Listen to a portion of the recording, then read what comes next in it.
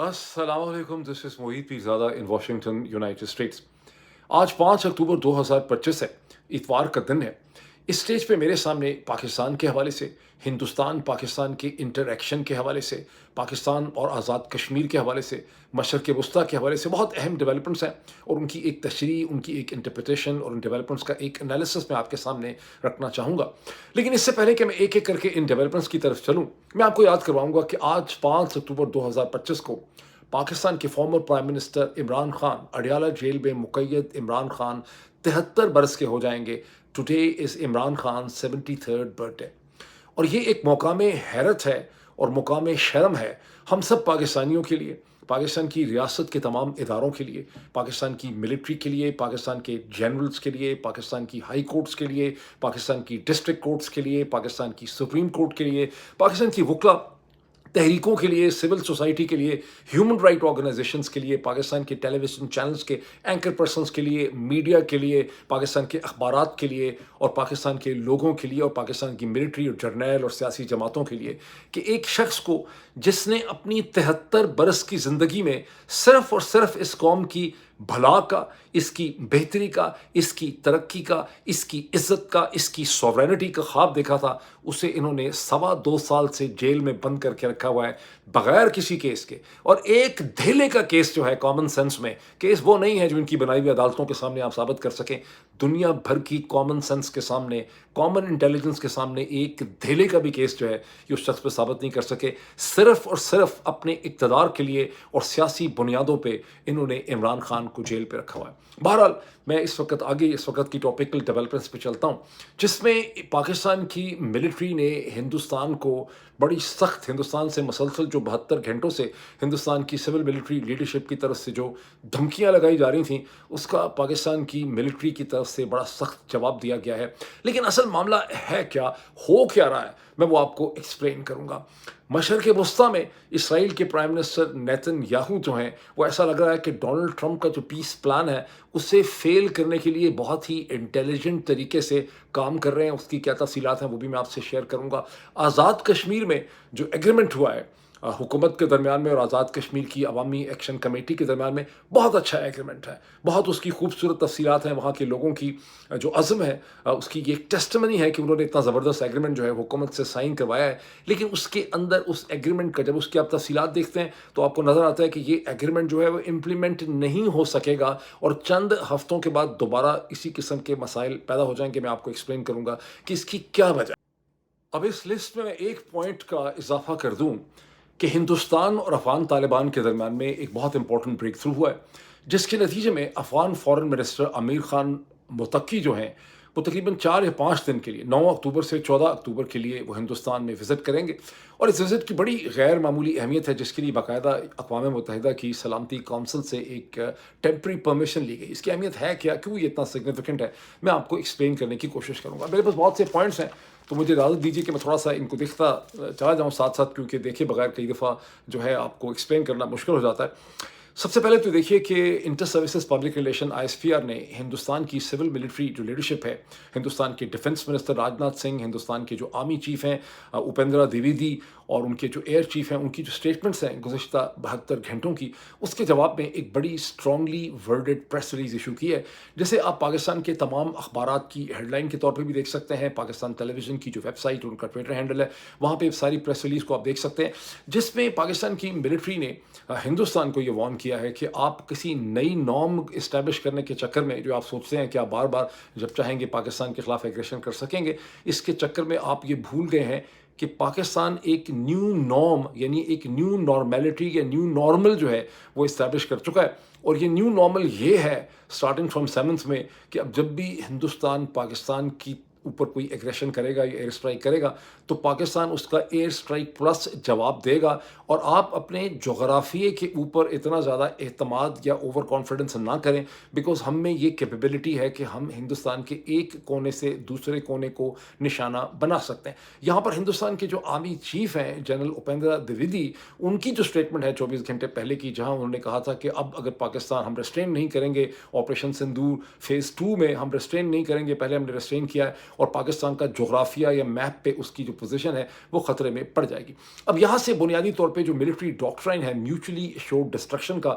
اس کو انووک کیا گیا، نام نہیں لیا انہوں نے کہ یہ میڈ ہے، لیکن کہا یہ گیا ہے کہ پھر اگر ایسا کچھ ہوگا تو دونوں ہی میوچلی طور پہ تباہ ہو جائیں گے، ہم بھی اور آپ بھی۔ خیر یہ سب ایک ریٹرک ہے، میں آپ کو ابھی ایکسپلین کرتا ہوں کہ اس کی اصل وجوہات جو ہیں وہ کیا ہو سکتی ہیں۔ راجناتھ سنگھ نے یہ کہا تھا، جو ہندوستان کے ڈیفنس منسٹر ہیں، 2 دن پہلے وہ بھج میں کسی ایئر بیس پہ تھے، وہاں انہوں نے یہ کہا تھا کہ سر کریک کی طرف انہوں نے اشارہ کیا، انہوں نے کہا کہ کراچی کی جو راہ یا راستہ ہے وہ سر کریک سے ہو کے گزرتا ہے، سندھ سے، جو ہندوستان اور پاکستان کے درمیان ڈسپیوٹڈ ہے۔ اور ہندوستان کے جنرل اپیندر دویدی جو ہیں انہوں نے بھی سر کریک کے حوالے سے بات کی، وہ ویسے راجستھان میں بات کر رہے تھے، میں نے چیک کیا سر کریک راجستھان کی اسٹیٹ میں فال نہیں کرتا، لیکن دونوں کا اشارہ سر کریک کے ڈسپیوٹ کی طرف ہے۔ البتہ ہندوستان کے جو ایئر چیف ہیں امریت سنگھ، وہ تو خیر عجیب مزاحیہ کریکٹر بن چکے ہیں۔ انڈین ایئر فورس میری نظر میں اتنی ہی ایک ریسپیکٹیبل اور پریسٹیجیس انسٹیٹیوشن ہے جتنی پاکستان ایئر فورس ہے، اور انڈین ایئر فورس کے ایک چیف سے اس قسم کی مذکہ خیز سٹیٹمنٹس کے ہم نے 3 مہینے کے بعد ان کو، 3 مہینے بلکہ زیادہ، مئی، جون، جولائی، اگست، سپٹمبر، 4 مہینوں کے بعد ہندوستان کے ایئر چیف نے یہ دعویٰ کرنا شروع کر دیا ہے کہ 7 مئی کو پاکستان کے 5 یا 6 طیارے جو ہیں گرا لیے گئے ہیں۔ یہ انہوں نے چند دن پہلے بھی یہ یبڑی ماری تھی، لیکن اب اس یبڑی میں انہوں نے یبڑی پلس ایڈ کر دی ہے، اس میں انہوں نے کہا ہے کہ اس میں F-16 بھی گرے، اس میں JF-17 بھی گرے۔ اس سے پتہ ہمیں کیا چلتا ہے؟ اس سے ہمیں یہ پتہ چلتا ہے کہ بدقسمتی سے ہندوستان اب پہلی دفعہ ایک ایسے فیز اور ایک ایسی سٹیج میں چلا گیا ہے جہاں نریندر مودی کی بھارتیہ جنتا پارٹی نے انڈین آرم فورسز کو پولیٹیسائز کر دیا ہے، اور انڈیا کی جو ملٹری لیڈرشپ ہے، جیسے کہ ایئر چیف امریت سنگھ ہے، یہ مسلسل پولیٹیکل سٹیٹمنٹس دے رہے ہیں پولیٹیکل باسز کو خوش کرنے کے لیے، جس کی مزید تفصیلات میں بھی آپ سے شیئر کرتا ہوں۔ اب اپیندر دویدی جو ہیں، جو کہتے ہیں، وہ اس کے حوالے سے جو سر کریک کی طرف اشارہ کرتے ہیں، ہندوستان کے اخبارات کے اندر بے تحاشا سٹوریز چھپی ہیں کہ پاکستان جو ہے وہ سر کریک کا جو ایسچوری ہے، واٹر ایسچوری ہے سمندر کی طرف سندھ میں، اس پہ پاکستان جو ہے وہ ملٹری بلڈ اپ کر رہا ہے، جسے ہندوستان اپنے لیے ایک خطرہ جو ہے وہ سمجھتا ہے۔ اور میں نے گروک سے پوچھا، اچھا مجھے سمجھ نہیں، میں نے جتنی بھی سٹوریز دیکھی اس میں صرف یہی ہے کہ پاکستان ملٹری بلڈ اپ کر رہا ہے، تو کیا پاکستان ملٹری بلڈ اپ کر رہا ہے؟ میں نے اپنے پچھلے ویلاگ میں اس کا ذکر کیا تھا، لیکن اس دفعہ میں نے کہا تھوڑا سا اس کو ہم ریسرچ کر لیتے ہیں، تو میں نے گروک سے پوچھا کہ یہ جو انڈیا سے مسلسل ایلیگیشن ہے کہ کیا کوئی ایسی ایویڈنس ہے ان پرنٹ، ہمارے پاس کوئی ایسی چیز ہے کہ پاکستان سر کریک کی ایسچوری کے اوپر کوئی ملٹری بلڈ اپ کر رہا ہے؟ تو گروک نے مجھے کہا کہ ہاں، پاکستان جو ہے وہ اپنی ایئر اسٹرپس جو ہیں ان کو ایکسپینڈ کر رہا ہے، اس کی نیول فیسلٹیز بڑھا دی گئی ہیں، اس کا سرویلنس سسٹم وہاں پہ آ گیا ہے، اور ایک ملٹرائزیشن کی خبریں ہیں اس علاقے کے اندر۔ تو ساتھ ہی فارچونیٹلی گروک نے کوئی 18 سٹوریز جو ہیں ہندوستان کے اخباروں کی کھول دی میرے سامنے، میں نے 18 کی 18 سٹوریز دیکھی، اس میں سے صرف ایک News 18 کی سٹوری ہے جس میں کچھ تفصیلات جو ہیں وہ دی گئی ہیں، اور وہ تفصیلات یہ کہتی ہیں کہ پاکستان نے اپنی ایئر اسٹرپس کو ایکسپینڈ کر دیا ہے۔ فشرمین یہ بتاتے ہیں، اور انٹیلیجنس سورسز سے یہ پتہ چلتا ہے کہ 150 اسکوائر کلومیٹر کا جو ایریا ہے اس میں اب کوئی داخل نہیں ہو سکتا، وہ ایک ایکسکلوسیو ملٹری زون میں کنورٹ کر دیا گیا ہے، اور وہاں پہ پرمیشن لے کے اندر جانا پڑتا ہے۔ اور پاکستان کی جو نیوی ہے اس نے بھی بہت سی 6 facilities, marine support systems, marine support انہوں نے پوسٹ جو ہیں وہ قائم کر دی ہیں۔ اس کے علاوہ جو ایئر سرویلنس سسٹم ہے، جیسے ویکس ہیں، جیسے اورائن P3 قسم کے جہاز ہیں، وہ سب وہاں رکھ دیے گئے ہیں۔ پاکستان جو سندھ رینجرز ہے اس کی بھی سر کریک کے آگے پیچھے بہت زیادہ سپورٹ حاصل ہے۔ شروع میں تو آپ اگر اتنا ہی دیکھیں تو متاثر ہو جاتے ہیں، لیکن جب آپ فائن پوائنٹ اس کا پڑھنا شروع کرتے ہیں، وہاں پہ یہ ذکر ہے کہ کریک بٹالینز قائم کر دی گئی ہیں، 4 نئی کریک بٹالینز کا اضافہ کر دیا گیا۔ جب آپ اس کی تفصیلات دیکھتے ہیں تو آپ کو پتہ چلتا ہے کہ یہ 2012 میں ایک بٹالین ایڈ کی گئی، پھر 2017 میں ایک بٹالین ایڈ کی گئی، پھر 2019 میں ایک بٹالین ایڈ کی گئی، پھر 2021 میں بٹالین ایڈ کی گئی۔ اسی طرح یہ جو ایئر سرویلنس سسٹم ہے، ان میں سے کوئی بھی کوئی 2025 میں یا مئی 2025 کے بعد ایڈ نہیں ہوا۔ یہ ایک بتدریج پروسیس ہے جس میں پاکستان کی ملٹری اسٹیبلشمنٹ سر کریک میں اپنی اوور آل ایبلٹی یا کیپیسٹی کو بڑھا رہی ہے۔ کوئی ہندوستان کے اخبارات سے کوئی ایسا، انلیس کہ کوئی ایسی انٹیلیجنس انفارمیشن ہے جسے وہ پبلش نہیں کر سکتے، کوئی کنونسنگ ایویڈنس نہیں ملتی کہ پاکستانی ملٹری کا सर क्रीक के आगे पीछे अपनी पोजीशन को इम्प्रूव करने का या कोई एडवेंचरिज्म करने का इस स्टेज के ऊपर कोई प्लान है? अब सर क्रीक का डिस्प्यूट है क्या? उसको भी हम देख लेते हैं, उसकी अहमियत हमें थोड़ी-सी समझ आ जाती है। ये 1947-48 से ये डिस्प्यूट चल रहा है और ये एक वाटर एस्चुअरी है, जहाँ से सॉफ्ट वाटर जो दरिया का है, वो समुंदर में गिरता है। 92 किलोमीटर 92 या 93 किलोमीटर इसकी लंबाई है। हिंदुस्तान यहाँ पर स्टेटस को पावर है, बाकी तमाम डिस्प्यूट्स की तरह, जैसे कि जम्मू और कश्मीर में हिंदुस्तान स्टेटस को पावर है। और हिंदुस्तान इसका जो ईस्टर्न बैंक है, जो शोर्स हैं इस एस्चुअरी के, उन्हें कंट्रोल करता है। पाकिस्तान का आर्गुमेंट ये है कि 1920 का जो एग्रीमेंट था सिंध का और दूसरी स्टेट्स का, उसके नतीजे में जो ईस्टर्न बैंक है वो सिंध का बनता है। हिंदुस्तान का आर्गुमेंट ये है कि एक थेलवेल, मेरा ख्याल है, if I am not wrong, उसकी जो इंटरप्रिटेशन है बिल्कुल सही है, थेलवेल थेलवेल प्रिंसिपल को वो कोट करते हैं कि वाटर एस्चुअरी की जब आप डिमार्केशन करेंगे तो उसके हाईएस्ट मीडियम पॉइंट को आप लेंगे। और पाकिस्तान ये कहता है कि इस पे इंटरनेशनल आर्बिट्रेशन होनी चाहिए। हिंदुस्तान ये कहता है कि इसके ऊपर बायलैटरल जो है डिस्कशन होनी चाहिए। मसला हल तलब है, बड़ा आसान है इसको हल करना, लेकिन हल इसको जो है वो नहीं किया जा रहा। लेकिन कोई एविडेंस नहीं है कि पाकिस्तान यहाँ पे कोई एडवेंचरिज्म करना चाह रहा है। तो फिर सवाल ये पैदा होता है कि हिंदुस्तान के एयर चीफ, हिंदुस्तान के आर्मी चीफ और हिंदुस्तान के डिफेंस मिनिस्टर ने यके बाद दीगरे गुज़िश्ता 72 घंटों में ये स्टेटमेंट्स क्यों दागी हैं? क्यों एक वॉर की सिचुएशन पैदा की जा रही है? हिंदुस्तान के अंदर एक वॉर हिस्टीरिया जो है वो क्यों पैदा किया जा रहा है? जैसा कि मैंने आपको कहा कि बदकिस्मती से इंडिया की जो आर्म फोर्सेस हैं वो बहुत तेज़ी से पॉलिटिसाइज़ होती चली जा रही हैं, जो इससे पहले नहीं थी। आज से चंद बरस पहले ऐसा नहीं था। इंडिया के army chief, air chief, chief of staff वगैरह जो हैं, वो हिंदुस्तान के पॉलिटिकल बॉसेस की सियासी ज़रूरियात पूरी करने के लिए स्टेटमेंट्स नहीं दिया करते थे। लेकिन यहाँ पर बदकिस्मती से ऐसी सूरत हाल लग रही। इसकी एविडेंस मैं क्या दिखाता हूँ, मैंने बड़ी रिसर्च की इसके ऊपर। मैंने हिंदुस्तान के अंदर की पॉलिटिक्स पे रिसर्च की। मुझे पता चला कि जो बिहार के इलेक्शंस हैं, जो होने तो कहीं नवंबर के शुरू में है, वो भारतीय जनता पार्टी के लिए और नरेंद्र मोदी के लिए एक खासी बड़ी मुसीबत और एम्बैरेसमेंट जो है वो इलेक्शन बने हुए हैं। और वहाँ पर उसके हवाले से बीजेपी में बहुत ज़्यादा नर्वसनेस पाई जाती है। बिहार की आबादी कोई 130 मिलियन, 13 करोड़ के करीब है। ये बड़ा सूबा है, स्टेट है हिंदुस्तान की, सबसे बड़ी तो नहीं है। और यहाँ पर 72 मिलियन रजिस्टर्ड वोटर होने चाहिए, यानी 7 करोड़ से ज़्यादा। लेकिन न्यूयॉर्क टाइम्स ने 13 सितंबर 2025 को एक बहुत ही डिटेल्ड स्टोरी निकाली है। और वो स्टोरी का उन्वान मैं आपको इसलिए दे देता हूँ ताकि अगर आप में से कोई पढ़ना चाहे, खास करके जो पाकिस्तानी अमेरिकन यहाँ पे हैं, आपके लिए पढ़ना आसान है। उसका उन्वान है अ chaotic showdown over election integrity in India। A chaotic showdown over elections integrity in India। ये जो न्यूयॉर्क टाइम्स की स्टोरी है बहुत लंबी चौड़ी, ये एक्सप्लेन करती है कि इंडिया का जो इलेक्शन कमीशन है, पहली दफ़ा इंडिया का जो पूरा इलेक्शन मैकेनिज्म और इलेक्शन कमीशन है, जो इससे पहले कभी भी उसके बारे में ये शक या इल्ज़ाम नहीं था इस मैकेनिज्म पे, वो अब बहुत बुरी तरह से शकूक जो हैं वो पैदा हो चुके हैं। और कांग्रेस के जो लीडर हैं राहुल गांधी, उसने उन्होंने दिल्ली के अंदर इन मरे हुए लोगों की परेड करवाई है, शनाख्त करवाई है, जिन्होंने वहाँ जाके दुनिया को ये बताया कि भाई हमें इलेक्शन कमीशन ने मुर्दा कर दिया लेकिन हम लोग ज़िंदा हैं। ये एक बहुत बड़ा जोक है।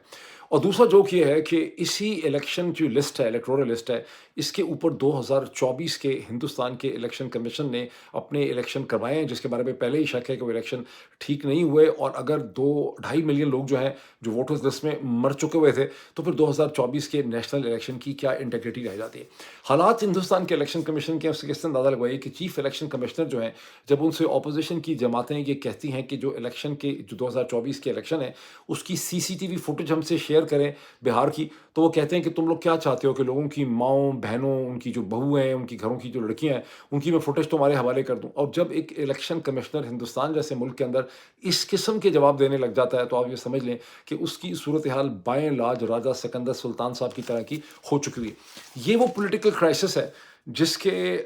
दरमियान में न्यूयॉर्क टाइम्स का ये ख्याल है कि इलेक्शन कमीशन ऑफ इंडिया को, चीफ इलेक्शन कमिश्नर को बीजेपी इस्तेमाल कर रही है मुसलमान वोटर को छुपाने और सप्रेस करने के लिए, और बिहार के जो स्टेट इलेक्शन है उन पे असरअंदाज होने के लिए। और ये वो नर्वसनेस है जिसके दरमियान में हिंदुस्तान के एयर चीफ, हिंदुस्तान के आर्मी चीफ और हिंदुस्तान के डिफेंस मिनिस्टर राजनाथ सिंह की जो स्टेटमेंट्स हैं सर क्रीक के हवाले से, वो हम बेहतर इंटरप्रेट कर सकते हैं, अनलेस कि कोई ऐसी इंटेलिजेंस इंफॉर्मेशन उनके पास है जो मुझे अपनी तमाम तमाम तर रिसर्च के बावजूद मिली नहीं है, लेकिन अगले चंद दिनों में ये सूरत-ए-हाल या चंद हफ्तों में वाज़ेह हो जाएगी। मैंने अपना एनालिसिस आपके साथ शेयर कर दिया। अब अफ़गानिस्तान के हवाले से हिंदुस्तान ने अफ़गान तालिबान के हवाले से बहुत इंपॉर्टेंट ब्रेक थ्रू किया है और अक़वाम मुत्तहिदा की सिक्योरिटी काउंसिल से बाकायदा एक परमिशन ली गई है, जिसके तहत अफ़गान फ़ॉरेन मिनिस्टर अमीर ख़ान मुत्तकी जो हैं, वो 9 अक्टूबर से 14-15 अक्टूबर तक जो है वो दिल्ली पहुँचेंगे। ये जो परमिशन का मामला है बड़ा इंटरेस्टिंग है। यहाँ पर भी मैंने ग्रोक से पूछा कि भाई इनको परमिशन क्यों लेनी पड़ रही है, ये तो पाकिस्तान भी आते रहते हैं, दुबई भी जाते रहते हैं। तो ग्रोक ने मुझे उसका जवाब ये दिया कि पाकिस्तान तो खुद उस सैंक्शन कमेटी का, जो अफ़गानिस्तान की कमेटी है,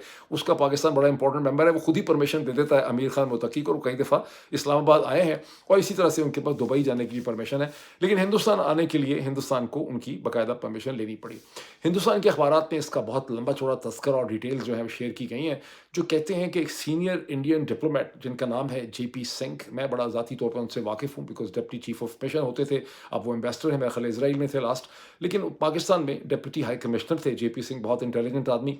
और सीरियस आदमी। और जेपी सिंह ने इसको इनिशिएट किया 2022 में, जब उन्होंने काबुल में जाकर अमीर ख़ान मुत्तकी से मुलाकात की। उसके बाद हिंदुस्तान के फ़ॉरेन सेक्रेटरी विक्रम मिस्री जो हैं, उनकी दुबई में उनके साथ मुलाकात हुई और भी हिंदुस्तानी ऑफिशियल्स की मुलाकातें होती रही हैं और बतदरीज एक बिल्डअप हुआ है रिलेशनशिप का, जिसके नतीजे में हिंदुस्तान ने अपनी एम्बेसी भी खोली है काबुल में। हिंदुस्तान ह्यूमैनिटेरियन एड प्रोवाइड कर रहा है, फाइनेंशियल एड दे रहा है, हेल्थ के एरिया में कोऑपरेट कर रहा है और अब जब ये डिस्कशंस होंगी दिल्ली में, तो ट्रेड को और इकोनॉमिक इंटीग्रेशन और तमाम चीज़ों को आगे बढ़ाया जाएगा। ताहम इंटरनेशनल मीडिया का ये कयास है कि अफ़गानिस्तान के तालिबान जो फ़ॉरेन मिनिस्टर हैं, वो हिंदुस्तान से ये मुतालबा करेंगे कि हिंदुस्तान अफ़गान तालिबान की हुकूमत को ऑफ़िशियली रिकॉग्नाइज़ करे। अब इसमें जो इम्पोर्टेंट ब्रेक थ्रू हो चुका है कि हिंदुस्तान का जो स्ट्रेटेजिक एलाय है रशिया, उसने जुलाई 2025 में, अब से सिर्फ 2 ढाई महीने पहले, अफ़गान तालिबान की गवर्नमेंट को रिकॉग्नाइज़ कर लिया है। रशिया पहला मुल्क है जिसने ऑफ़िशियल रिकॉग्निशन, फॉर्मल रिकॉग्निशन की है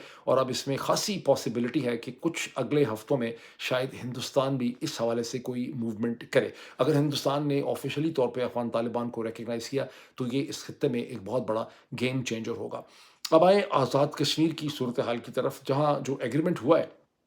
अवामी एक्शन कमेटी और इस्लामाबाद की हुकूमत और एजे की हुकूमत दरमियान में, बहुत अच्छा एग्रीमेंट है। उसके आप 2 हिस्से हैं उसके, एक उसमें 12 पॉइंट हैं जो मेन उसके पॉइंट हैं, फिर 10 एडिशनल पॉइंट्स उसके अंदर हैं। 10 एडिशनल पॉइंट्स का ताल्लुक तो जो कुछ पुलिस एक्शन के नतीजे में हुआ, एफआईआर, जो सब चीज़ें उसके साथ है। जो मेन 12 पॉइंट्स हैं, जो और पूरा का पूरा जो एग्रीमेंट है जिस पे तमाम साइड्स ने साइन किए हैं, उसे डॉक्टर तारिक फजल चौधरी साहब ने, जो पीएमएलएन और हुकूमत के बिहाफ पे इस डेलीगेशन को लीड कर रहे थे, जिसमें राना सनाउल्लाह भी थे, जिसमें एहसन इकबाल साहब भी थे, जिसमें पाकिस्तान पीपल्स पार्टी के कमर जमान कायरा साहब भी थे, राजा परवेज़ साहब, परवेज़ अशरफ साहब भी उसमें थे। उसका वो तमाम जो फाइनल ड्राफ्ट है, वो उन्होंने अपने ट्विटर हैंडल पे शेयर किया है और मैंने भी उसे रीट्वीट भी किया और मैंने उनको मुबारकबाद भी दी है along with my certain reservations. अब इसको जब आप देखते हैं, इसमें ये भी माना गया है कि जो इंसिडेंट्स हुए हैं मुज़फ़्फ़राबाद के अंदर गोली चलने के, तशद्दुद के, कोटली के अंदर, धीरकोट के अंदर, मीरपुर के अंदर और एक और मुकाम पे, इनको इन्वेस्टिगेट किया जाएगा। इसमें भी मुज़ाहिरीन की अवामी एक्शन कमेटी की बहुत बड़ी फ़तह है कि ये मान लिया गया है कि मुज़ाहिरीन में से जो लोग हलाक हुए हैं, उनको उतना ही मुआवज़ा दिया जाएगा उनकी फैमिलीज़ को, जितना कि मुआवज़ा लॉ इन्फोर्समेंट एजेंसीज़ के 3 जो पुलिस के जवान जो जहाँ बहक हुए, जितना मुआवज़ा उनको मिलेगा, इनको भी इतना ही मिलेगा। और हर फैमिली जिसमें से कोई शख्स जो है जहाँ बहक हुआ है, उसकी फैमिली के एक मेंबर को अगले 10 दिन के अंदर सरकारी नौकरी जो है आज़ाद कश्मीर में दी जाएगी। बहुत कम ही मैंने देखा है कि कोई मुज़ाहिरीन ऐसे हों दुनिया के किसी हिस्से में, ख़ास करके पाकिस्तान की तारीख़ में, जिन्हें मुज़ाहिरों के बाद वो हुकूमत को इतना ज़िच कर दें कि उनके तमाम इतनी ऑनरेबल सेल्फ रिस्पेक्टिंग डील उनको मिल जाए। लेकिन जब आप इसकी तफ़सीलात पे देखते हैं 12 पॉइंट्स के, तो आपको ख़ासा ताज्जुब होने लग जाता है। ताज्जुब क्यों होने लगता है, मैं आपको एक्सप्लेन करता हूँ। इसके अंदर इस किस्म के पॉइंट्स हैं कि नीलम वैली के अंदर 2 टनल्स की फीसिबिलिटी के लिए और उनको बनाने के लिए पाकिस्तान की हुकूमत सरमाया देगी। इंटरमीडिएट स्कूल बोर्ड्स 2 नए ऐड किए जाएंगे। हॉस्पिटल्स के अंदर scanners, scanning facilities and magnetic resonance imaging MRI की फैसिलिटीज़ जो है वो प्रोवाइड की जाएंगी। इसमें ये तो है ही कि मिनिस्टर्स जो है वो 34 के बजाय 20 होने चाहिए और 20 मैक्सिमम एडवाइजर्स होंगे और प्रिविलेजेस जो है वो सारे कम होंगे। जब अगर हम तफसीलात को देखते हैं, तो आपको फौरी तौर पे एक बात समझ आती है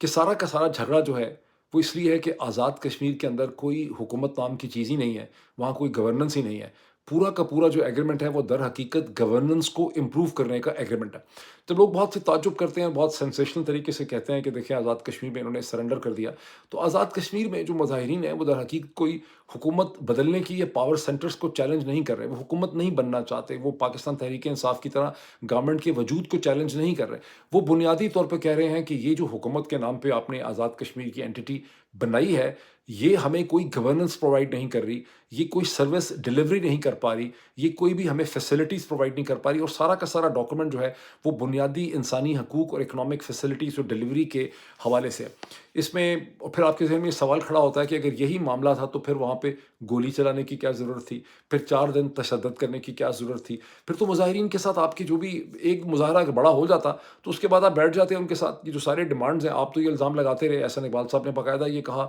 اور ٹیلی ویژن کے اوپر بات کہا، لوگوں کو یہ ایڈوائس کی کہ انہوں نے کہنا شروع کر دیا کہ سب کچھ ہندوستان کروا رہا ہے، تو ہندوستان یہ کروا رہا ہے تاکہ لوگوں کو ان کے بنیادی انسانی حقوق مل جائیں۔ اگر ایسا ہے تو ہندوستان تو بہت اچھا کر رہا ہے، اس کا مطلب ہے کہ پاکستان کے ہر طرف ہر بڑے شہر کے تھوڑے فاصلے کے اوپر ہندوستان کا بارڈر ہونا چاہیے تاکہ ان کے خوف میں آپ لوگوں کے اوپر تشدد کم کریں اور ان کے مطالبات مان لیں۔ پھر تو بلوچستان کے لوگ بیچارے بڑے بد نصیب ہیں کہ ان کے بارڈر کے اوپر ہندوستان کی فوج نہیں کھڑی ہوئی، بیکاز جب تک ہندوستان کی فوج آپ کے قریب نہیں کھڑی ہوتی آپ لوگوں کے بنیادی حقوق ہی ان کو نہیں دیتے۔ میرے کہنے کی بات یہ ہے کہ جو کچھ بھی آزاد کشمیر کی عوامی ایکشن کمیٹی نے حاصل کیا ہے اس نیگوسیشن میں، وہ ان کے بنیادی معاشی، پولیٹیکل اور انسانی حقوق ہیں، جو اب آپ ان کو ان 12 یا 16 بندے مار کے اور 3 پولیس والے مروا کے وہ آپ ان کو دے رہے ہیں، اور یہ بہت ہی افسوس کی صورتحال ہے۔ اچھا، اب اس میں آپ یہ دیکھیں کہ انہوں نے جو مطالبہ مان لیا گیا ہے کہ 34 منسٹرز نہیں ہوں گے، 20 ہوں گے، 30-40 ایڈوائزرز نہیں ہوں گے، صرف 10 ایڈوائزرز ہوں گے، خرچے کم کیے جائیں گے، ٹوٹل 4 ملین 4.5 ملین یعنی 40-45 لاکھ کی آزاد کشمیر کی آبادی ہے، اور حکومت کا سائز آپ ان کا دیکھیں وہ امریکہ کے حکومت کے، پتہ نہیں شاید امریکہ میں بھی اتنے منسٹرز اور اتنے اسے کہتے ہیں ایڈوائزر نہیں ہیں جتنے آپ نے آزاد کشمیر کے اندر جو ہے وہ رکھے ہوئے ہیں۔ تو یہ آپ اس کا ایک پوائنٹ دیکھیں۔ اب اس میں رسک کیا ہے؟ میں ڈاکومنٹ کو دیکھتا ہوں جس کے اندر یہ جو ایگریمنٹ کیا گیا ہے، مجھے اس میں خطرہ یہ نظر آتا ہے کہ یہ صورتحال ڈیولپ ہی اس لیے ہوئی ہے کہ آزاد کشمیر کی بیوروکریسی اور پاکستان کی بیوروکریسی کے اندر اس قسم کی چیزوں کا فوری طور پہ حل کرنا اور سروس ڈلیوری کرنا اور ان چیزوں کو ٹھیک کرنے کی ان کے اندر کیپیسٹی نہیں ہے۔ یہ کیپیسٹی ایشو ہے، جس وجہ سے جہاں کہہ دیا گیا ہے کہ 15 دن کے اندر ہم امپلیمنٹیشن کروائیں گے، مجھے بہت شک ہے کہ 15 دن میں اس میں سے ایک آدھ چیز کی بھی ٹھیک طرح سے امپلیمنٹیشن جو ہے وہ نہیں ہو سکے گی، اور اگلے چند ہفتوں کے اندر اگر یہ امپلیمنٹیشن نہ ہوئی تو پھر یہ مظاہرین جو ہے وہ سڑکوں پہ ہوں گے، اور اسی قسم کا جھگڑا جو ہے یہاں پہ میں دوبارہ کھڑا ہوا ہوتا نظر آئے گا۔ تو لیٹس ہوپ کہ یہ کیا کرتے ہیں۔ ایک میں پوائنٹ یہاں ضرور ایڈ کرنا چاہتا ہوں کہ اور پاکستانی لوگوں کو اس کا بالکل بھی ادراک نہیں ہے، اس طرح سے سارا نیریٹو یا بیانیہ شیپ کیا گیا ہے۔ جو چیز ہمیں سمجھنے کی ہے وہ یہ ہے کہ آزاد جموں کشمیر جو اے جے کے ہے، اس کے اوپر ریاست پاکستان کا جو قانونی پوزیشن یا انٹرنیشنل لاء میں جو سٹینڈ پوائنٹ ہے یا اس کا جو قانونی ریلیشن شپ ہے وہ اتنا ہی ہے جتنا کہ ہندوستان کا مقبوضہ جموں اور کشمیر میں ہے۔ تو قانونی طور پہ آزاد جموں اور کشمیر کوئی پاکستان کا لمبا چوڑا اس پہ رائٹ نہیں بنتا، اور نہ پاکستان کی فوج کی وجہ سے آزاد کشمیر سٹیبل رہتا ہے۔ یہ اس لیے ریلیشن شپ رہتا ہے کہ آزاد کشمیر کے لوگوں کے درمیان اور پنجاب کے لوگوں کے درمیان میں ایک ریلیشن شپ ایگزسٹ کرتا ہے۔ یہ ریلیشن شپ مذہب کا ہے، ریلیجن کا ہے، کلچر کا ہے، زبان کا ہے، ایتھنیسٹی کا ہے۔ مجھے یاد پڑتا ہے کہ 1998 میں یا 97 میں فاروق کاٹھواڑی صاحب ایک بہت پرومیننٹ کشمیری بزنس مین ہیں، نیو یارک میں بڑے سکسیسفل، انہوں نے ایک کشمیر اسٹڈی گروپ کریٹ کیا، اور کشمیر ڈسپیوٹ ایٹ 50 پہ وہ امریکن اسکالرس کو پاکستان لے گئے اور انہوں نے ایک رپورٹ جنریٹ کی۔ وہ میں نے رپورٹ پڑھی تھی، اس میں ایک پوائنٹ یہ تھا کہ ہندوستان میں لوگ یہ سمجھ نہیں پاتے، وہ بار بار اپنے لیگل کانٹریکٹس اور لیگل ڈاکومنٹس دکھاتے ہیں جموں کشمیر کے حوالے سے کہ ہم نے یہ کیا، ہم نے یہ کیا، ہم نے یہ پروویژن دی، وہ یہ سمجھتے نہیں ہیں کہ آزاد جموں کشمیر کے لوگ اس لیے اپنے آپ کو آزاد محسوس کرتے ہیں، کسی قانون کی وجہ سے نہیں کرتے، اس لیے کرتے ہیں کہ ان کا ایک religious, cultural, ethnic, linguistic bond exist کرتا ہے across the river with the people of Punjab. تو یہ اصل وجہ ہے۔ اور اب یہ جو ایک مس مینجمنٹ کرتی ہے پاکستان کی فوج اور ISI جرنیل، آپ اس ہیومن بانڈ کو، اس انسانی رشتے اور تعلق کو ڈیمیج کرتے ہیں، اور یہ بڑی خطرناک قسم کی صورتحال ہے ایک ڈسپیوٹڈ ایریا میں جہاں آپ کی کوئی لیگل سٹینڈنگ نہیں ہے۔ آپ کی لیگل سٹینڈنگ اتنی ہی ہے جتنی کہ ہندوستان کی آکوپائڈ جموں اور کشمیر میں ہے۔ اسی طرح سے اس سے منسلک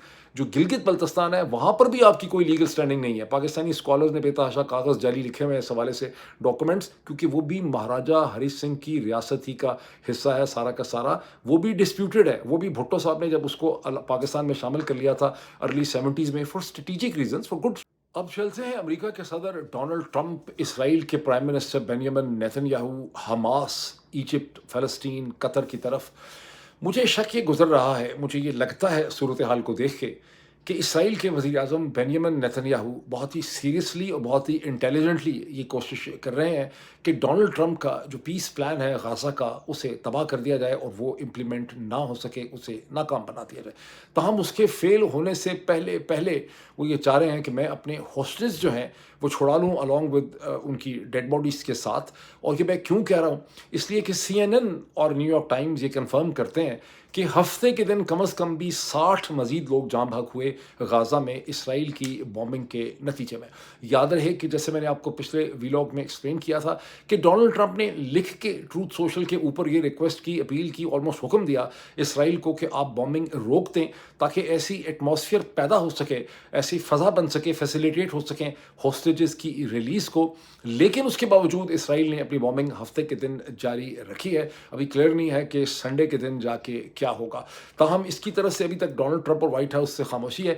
وہاں سے ہمیں یہ پتہ چلا ہے کہ ڈونلڈ ٹرمپ نے اپنے مڈل ایسٹ کے جو انوائے ہیں اسٹیو وٹکوف کو اپنے ہی جو ان کے داماد ہیں جارڈ کشنر, جو اس میں بہت نیگوسیشن میں شروع سے 2020 سے رول پلے کر رہے ہیں ابراہمک ایکارڈ کے حوالے سے, انہوں نے فوری طور پہ ڈسپیچ کیا ہے. انہوں نے کائرو پہنچنا ہے مذاکرات کے لیے. ایجپٹ کی انٹیلیجنس حماس کے ساتھ اور قطر کے ساتھ, ترکی اس کا ایکٹیو ممبر اس وقت نظر نہیں آتا. اور جس وقت میں بول رہا ہوں اس وقت یہ 2 ممبر ڈیلیگیشن یا تو پہنچنے والا ہے کائرو میں یا پہنچ چکا ہے, اور سنڈے کے دن ان کی امپورٹنٹ جو ہے بات چیت ہوگی. اب اس کی اور آپ اگر ڈیٹیل دیکھیں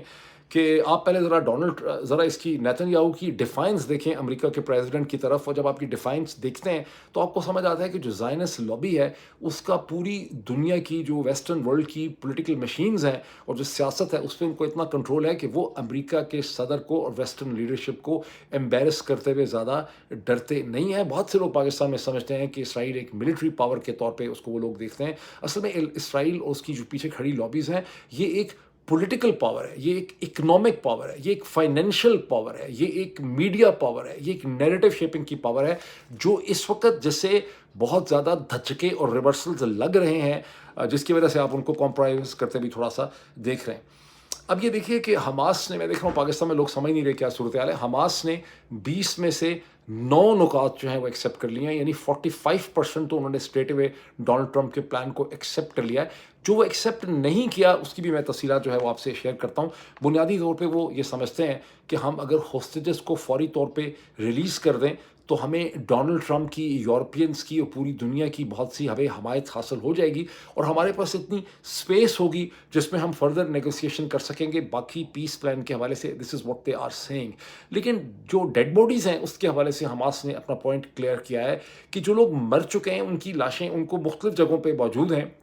غازہ کی پٹی میں, اور ان کو ڈھونڈتے ہوئے کئی ہفتے انہیں لگ سکتے ہیں. اصل میں کئی ہفتے ان کو لگیں گے یا وہ ٹائم بائنگ کر رہے ہیں یہ میں ٹھیک طرح سے کہہ نہیں سکتا.